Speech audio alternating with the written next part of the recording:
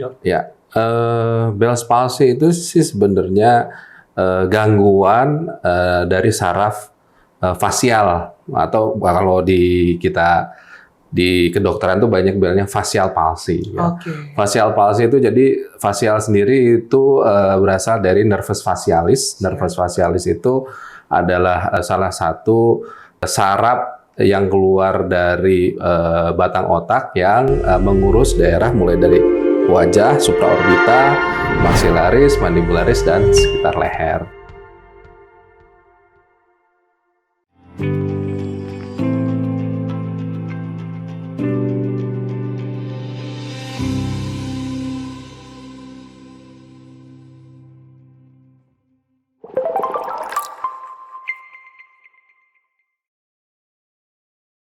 Halo sahabat Indrayana, welcome back to podcast Sahabat Indrayana again bersama Dr. Subradi. Halo dokter. Halo sahabat Indrayana.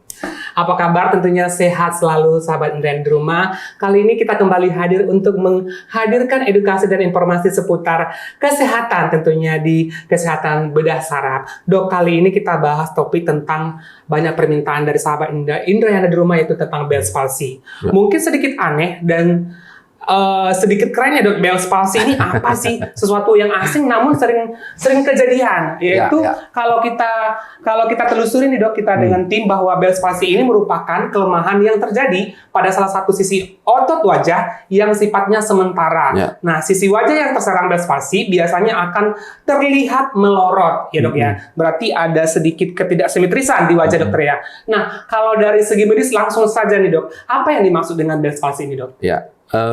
Bell's palsy itu sih sebenarnya gangguan dari saraf fasial, atau kalau di kedokteran itu banyak bilangnya facial palsy. Ya. Facial palsy itu jadi fasial sendiri itu berasal dari nervus facialis. Nervus facialis itu adalah salah satu saraf yang keluar dari batang otak yang mengurus daerah mulai dari wajah, supraorbita, maxillaris, mandibularis, dan sekitar leher. Berkenaan dengan Bell's palsy-nya sendiri, kalau Bell's palsy itu sebenarnya diambil dari nama orang. Ya. Nah, gejalanya itu memang gangguannya di wajah gitu ya. Jadi orang mengenalnya lebih keren Bell's palsy. Awalnya dulu waktu awal ditemukan itu sebenarnya dia banyak orang-orang supir, terutama orang lagi buka kaca sebelah, dia bilang kalau habis malam nyupir atau 2-4 jam itu kan AC-nya nggak jalan zaman dulu ya. Jadi dia cuma kena satu sisi wajahnya, terus besok paginya wajahnya sebelah turun. Nah, sebenarnya kalau Bell's palsy yang seperti itu memang kalau kita kenal itu sebabnya paling sering memang viral infection. Ya, viral infection itu biasanya dia memang self-limited atau bisa sembuh sendiri. Ya, gitu. Nah, biasanya memang kalau yang seperti itu tidak butuh obat-obatan karena dia self-limiting dan viral ini biasanya kalau dia menyebabkan gangguan yang hebat itu biasanya apa? Dia sampai drooling atau keluar air dari liur gitu, ngeces, basah, ngeces ya, atau matanya sampai merah sekali. Itu ya biasanya kita ya kasih obat-obatan tujuannya untuk ngurangin mata merahnya itu ya. Nah, beberapa kelainan yang mirip dengan Bell's palsy itu justru yang biasanya orang harus lebih waspada.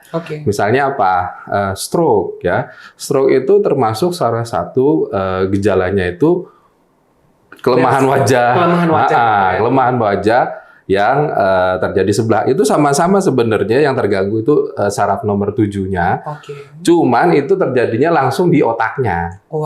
Lebih gitu, ya makanya biasanya kita menganjurkan kalau terjadi kejadian tiba-tiba wajahnya mencong sebelah ya, atau tiba-tiba diajak bicara tapi mulutnya kok seluruh speech jadi ngomongnya jadi nggak jelas. Nah, itu kita bilang itu termasuk salah satu tanda gejala dari stroke. Nah, stroke-nya itu yang biasanya orang ini benar stroke atau hanya Bell's palsy atau gangguan yang lain Siap. gitu. Nah, biasanya itu yang suka dikaburkan orang, ini bener Bell palsy apa gejala awal stroke?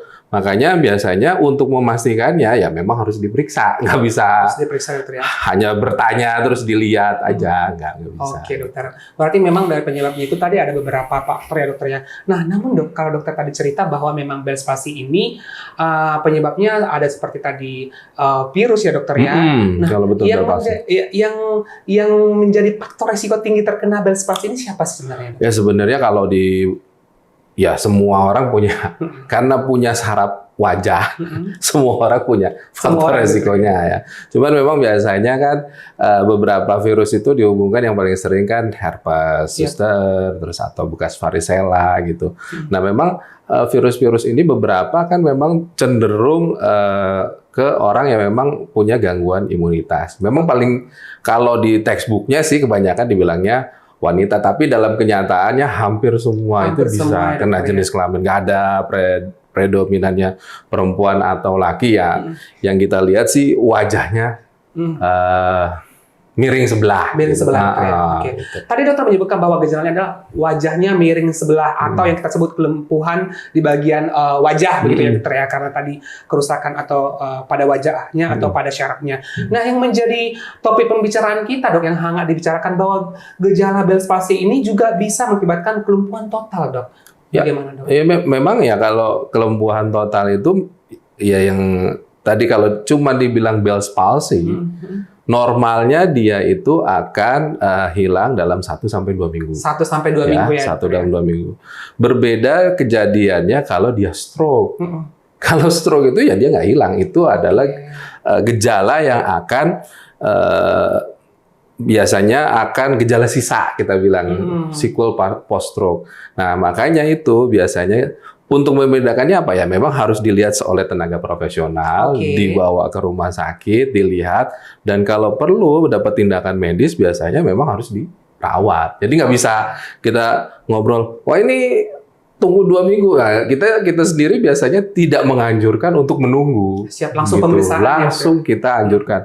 Apalagi kalau memang orangnya sebelumnya ada faktor resiko misalnya memang ada darah tinggi, ya, ada kekentalan darah atau gangguan pembuluh darah, ya, gangguan pembuluh darah di otak atau di tempat yang lain yang bisa menyebabkan keluhan itu mirip dengan Bell's palsy, padahal sebenarnya bukan Bell's palsy. Stroke ya dokter. Stroke-nya ya bisa, atau dia bisa juga yang lain habis terbentur, trauma, kepukul gitu.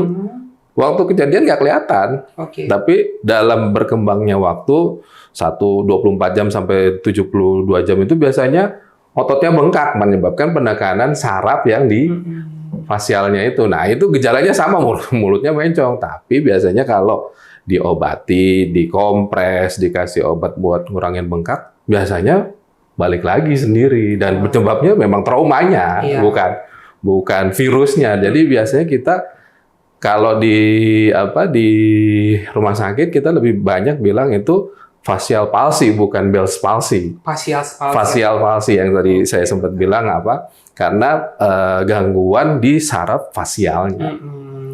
Tadi dokter menyinggung tentang untuk membedakan stroke atau dia itu Bell's palsy harus ada pemeriksaan. Biasanya pemeriksaan spesifik apa yang diterapkan oleh dokter bedah saraf tentunya untuk menentukan diagnosanya dok? Biasanya ya selain pemeriksaan fisik yang kita lakukan ya, kita juga melakukan beberapa pemeriksaan penunjang ya, yang tadi yang seperti faktor resiko itu ya kita periksa faktor-faktor darahnya, pembekuan darahnya.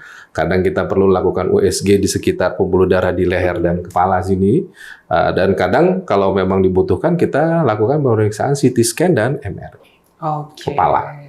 Jadi memang harus ada pemeriksaan yang akurat seperti MRI dan CT scan ya dokter untuk menentukan apakah dia Bell's palsy atau ada yang lain begitu ya dokter ya. Betul. Karena mungkin ada gejalanya mirip-mirip begitu dokter ya. Betul. Nah, yang paling sering ditanyakan oleh sahabat dari rumah, dok, kalau langsung Bell's palsy atau langsung stroke kan kita udah langsung ketahuan dia mengarah kemana. Ada nggak gejala-gejala sih dok yang mengarah, oh ini tanda-tanda mengarah Bell's palsy nih, atau gejala-gejala yang ringan sebelum terkena Bell's palsy-nya dok? Ya, itu yang tadi saya bilang. Sebenarnya kalau kita bicara betul Bell's palsy itu biasanya ada gejala infeksi sebelumnya, infeksi viral. Infeksi viral tadi Iya, ya, dokter, infeksi ya? viral tadi. Nah, gejala infeksi viral ini memang tiap orang kan berbeda-beda, mulai dari cuman pegel, sakit kepala, terus nggak enak badan, minum obat pengurang rasa nyeri berkurang 1 atau 2 hari sebelumnya. Hari ketiga baru mulai mencong mukanya gitu. Padahal sebenarnya ya itu lanjutan gitu. Siap. Tadi dokter menggarisbawahi bahwa tadi gejala Bell's palsy ini hilang 1-2 minggu ya dokter ya. Oke. Nah mungkin yang paling sering ditanya selain gejala adalah bagaimana pengobatannya jika memang sudah terdiagnosa Bell's palsy, dok? Nah kalau memang ya biasanya kalau Bell's palsy sendiri setelah kita lakukan pemeriksaan pasiennya, terus kita singkirkan penyebab yang lain dengan pemeriksaan penunjang, biasanya hanya kita memberikan obat-obatan satu untuk mengurangi bengkaknya. Ya.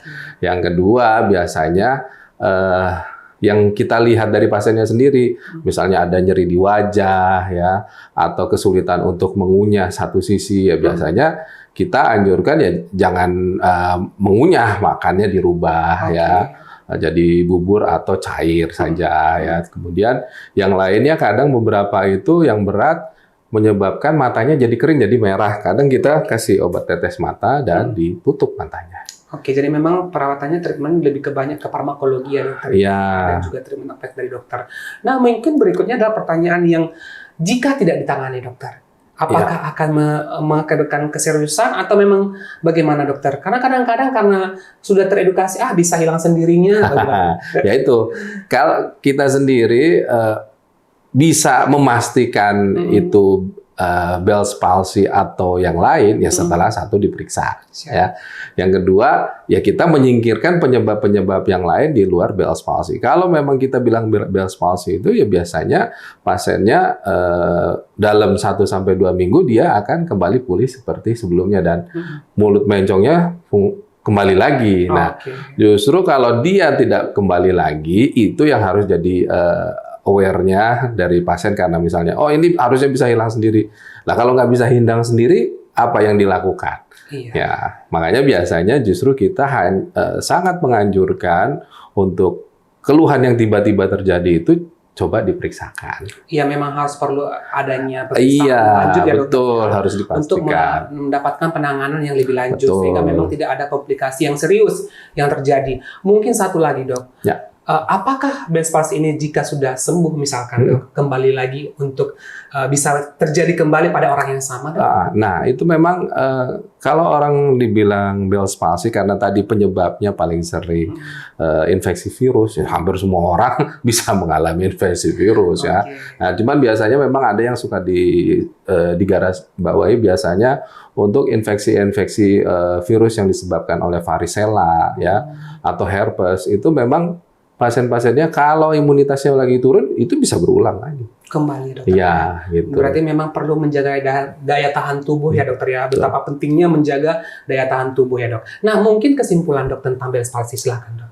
Iya, Bell's palsy ini sebenarnya bukan penyakit ya, gejala gitu. Justru untuk membuat diagnosis Bell's palsy itu harus disingkirkan dengan penyakit-penyakit yang lain, dan itu yang biasanya perlu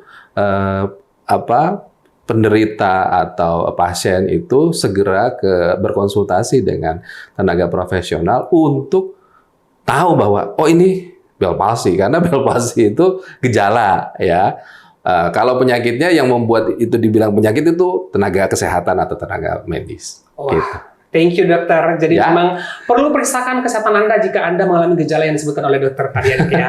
Dan memang perlu adanya terapi dan juga beberapa pengobatan yang harus dilakukan untuk mengobati ya dokter ya. Dan kuncinya lah gaya hidup yang sehat. Ya. Mungkin terima kasih untuk dokter untuk hari ini. Semoga bermanfaat untuk sahabat Indonesia di rumah. Kita akan ketemu untuk informasi-informasi dan edukasi selanjutnya. Sampai jumpa di podcast berikutnya. Dah.